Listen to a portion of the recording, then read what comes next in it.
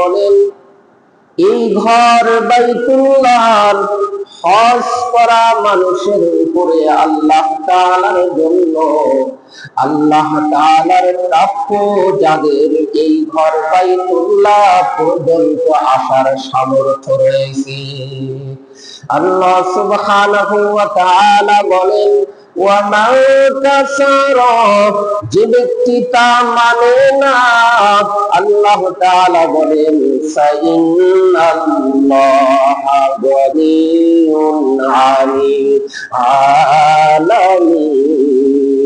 আল্লাহ সুবহানাহু ওয়া তাআলা সারা দুনিয়ার সব কিছুর থেকে আল্লাহ তাআলা মুখাপেক্ষী।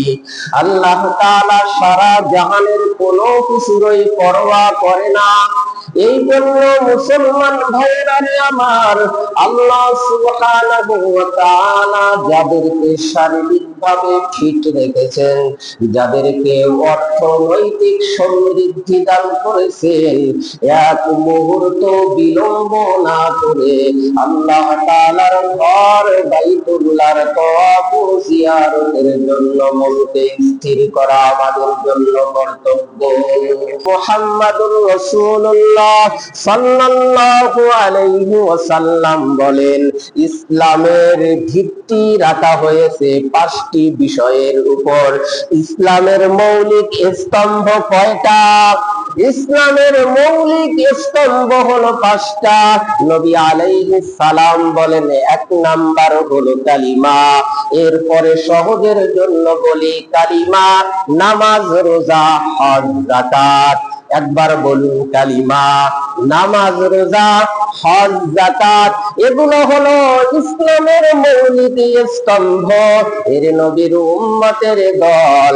হজ হলো মুমিন জীবনের অন্যতম লক্ষ্য। হজ হলো ইসলামের পঞ্চভিত্তির অন্যতম ফরজ ইবাদত হলো হজ। 5টি স্তম্ভের মধ্যে গুরুত্বপূর্ণ স্তম্ভ হলো হজ। এই হজকে কেউ যদি না করে যদি মারা যায়, এই হজের বিধানকে নিয়ে যদি কেউ কটূক্তি করে, হজকে কেউ যদি অস্বীকার করে বসে, সঙ্গে সঙ্গে ওই বান্দা ইসলাম থেকে খারিজ হয়ে মুরতাদ হয়ে যায়। সঙ্গে সঙ্গে কি হয়ে যায়? মুরতাদ হয়ে যায়। মুসলমান ভাইয়েরা আমার, হজের এত বেশি গুরুত্ব, নবী আলাইহিস সালাম বলেন, قال رسول الله صلى الله عليه وسلم تعجلوا إلى الحج يعني الفريضة। নবী আলাইহিস সালাম বলেন, তোমরা ফরজ হজ দ্রুত সেরে নাও, ফরজ হজ দ্রুত আদায় করে নাও।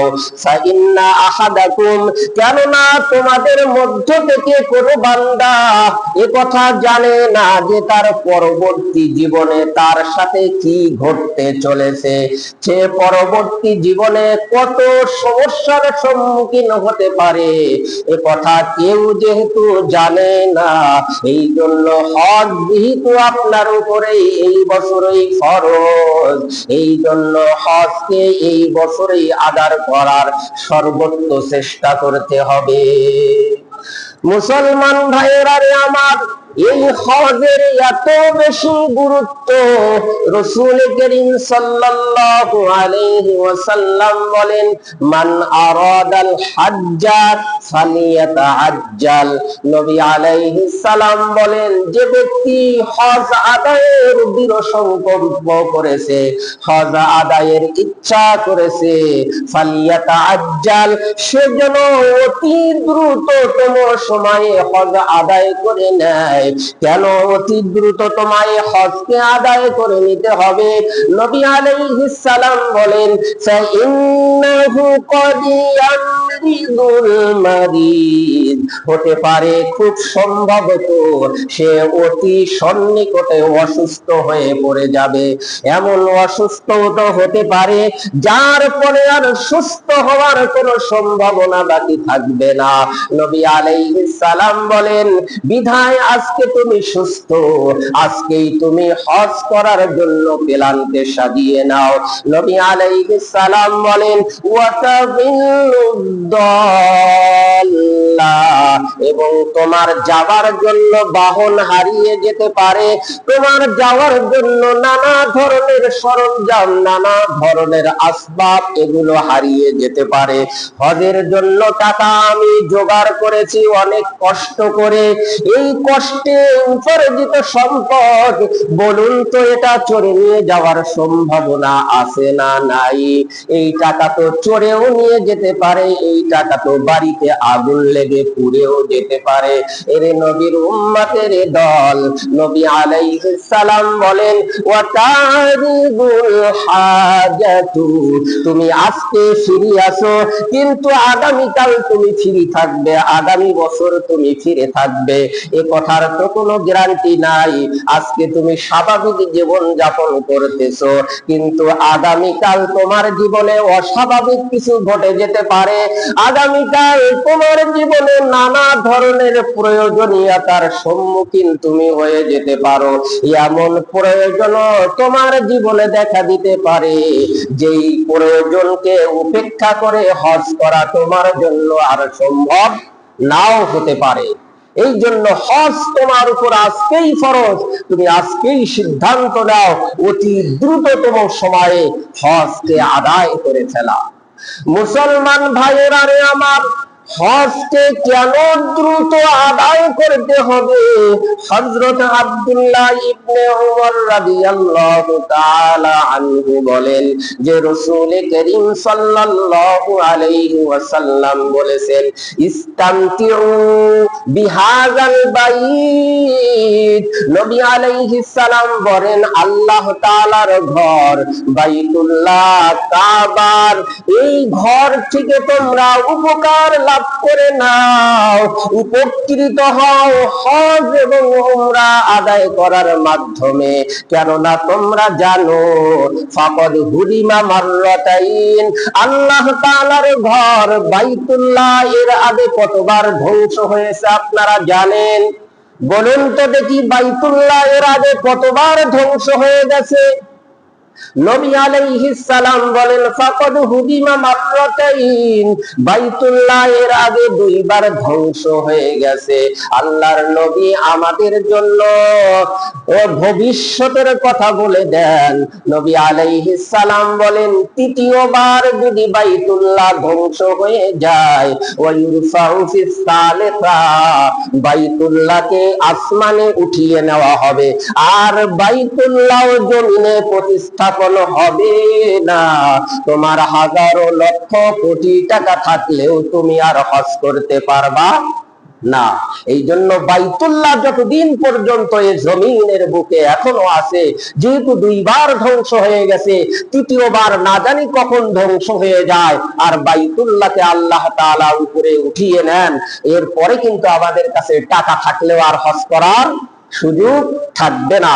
এই জন্য টাকা আল্লাহ তাআলার দান, টাকা আপনার আমার ক্ষমতা বলে, টাকা আপনার বাহুবলে অর্জিত কোনো সম্পদ নয়, এটা আল্লাহ তাআলা আপনাকে আমাকে দিয়েছেন, তাই আপনি আমি টাকার মালিক হতে পেরেছি। নতুবা আপনার চাইতে আমার চাইতে সুঠাম দেহের মানুষ, সুন্দর দেহের মানুষ, অনেক শক্তিশালী মানুষ, ক্ষমতাধর মানুষের আপনার না খাইয়াও মরে। আর আপনার কাছে আমার কাছে আরো 10 ভাইয়ের কাছে যে টাকা আছে, এটা আল্লাহ তাআলাই দান করেছেন। আল্লাহ তাআলা আপনাকে আমাকে টাকার মালিক বানায়া পরীক্ষা করতে চান আমি আল্লাহ তাআলার ফরজ বিধান, ওয়াজিব বিধানগুলো কত গুরুত্ব সহকারে আদায় করি কিনা। মুসলমান ভাইয়েরা আমার, এই হজের এত বেশি গুরুত্ব, নবী আলাইহিস সালাম বলেন قال رسول الله صلى الله عليه وسلم رحمة للعالمين বলেন হযরত মুহাম্মদুর রাসূলুল্লাহ সাল্লাল্লাহু আলাইহি ওয়াসাল্লাম বলেন আল্লাহ তাআলা বলেছেন তার মানে হলো হাদিসে কুদসি। যখন নবী বলেন আল্লাহ তাআলা বলেছেন, তার মানে হলো এটা হলো হাদিসে কুদসি। আল্লাহ তাআলা বলেন ইন্না আবদান সাহহাতু লাহু জিসমাহু ওয়া ওয়াসআতু আলাইহি ফিল মাঈশা। খুব গভীর মনোযোগ দিয়ে শোনার এবং বোঝার চেষ্টা করুন। নবী আলাইহিস সালাম বলেন, আল্লাহ তাআলা বলেন, আমি আমার যেই বান্দাকে শারীরিকভাবে সুস্থতার নিয়ামত দান করলাম, শারীরিকভাবে সুস্থতার নিয়ামত দান করলাম, ওয়া ওয়াসআতু আলাইহি ফিল মাঈশা, তার দৈনন্দিন জীবনে, সাংসারিক জীবনে অর্থবিত্তের মালিক বানায়া দিলাম, সম্পদ দান করলাম। অথচ এই বান্দা তামজি আলাইহি খামসাতু আওয়াম, এই বান্দা 1 বছর যায়, 2 বছর যায়, আমার ঘরে আসে না, বাইতুল্লাহর হজ করবার জন্য আসে না। শারীরিক ভাবে সুস্থ, অর্থ আমি দিয়েছি, এরপরেও 1 বছর অতিক্রান্ত হয়ে যায়, আমার ঘরে আসে না, আমার কাছে আসে না। 2 বছর অতিক্রান্ত হয়ে যায়, আমার ঘরে আসে না। 3 বছর পার হয়ে যায়, 4 বছর অতিক্রান্ত হয়ে যায়।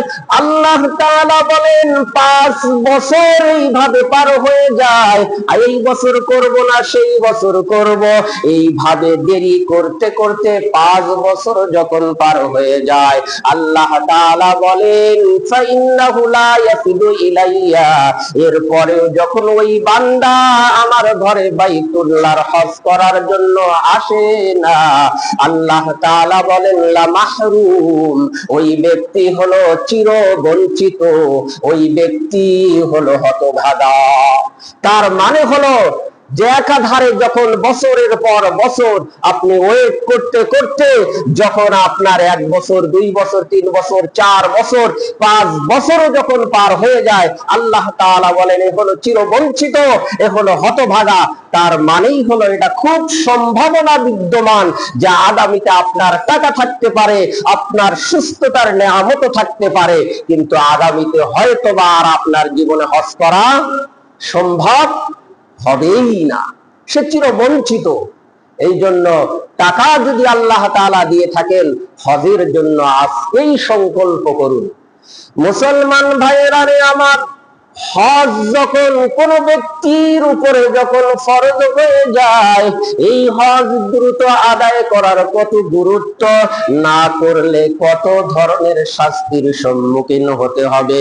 নবী আলাইহিস সালাম বলেন মাল্লাম ইয়ামনাহু মিনাল হাজ্জি হাজাতুন যাহিরাতুন আও মারাদুল হাবিসুন আও সুলতানুল জাবিরুন।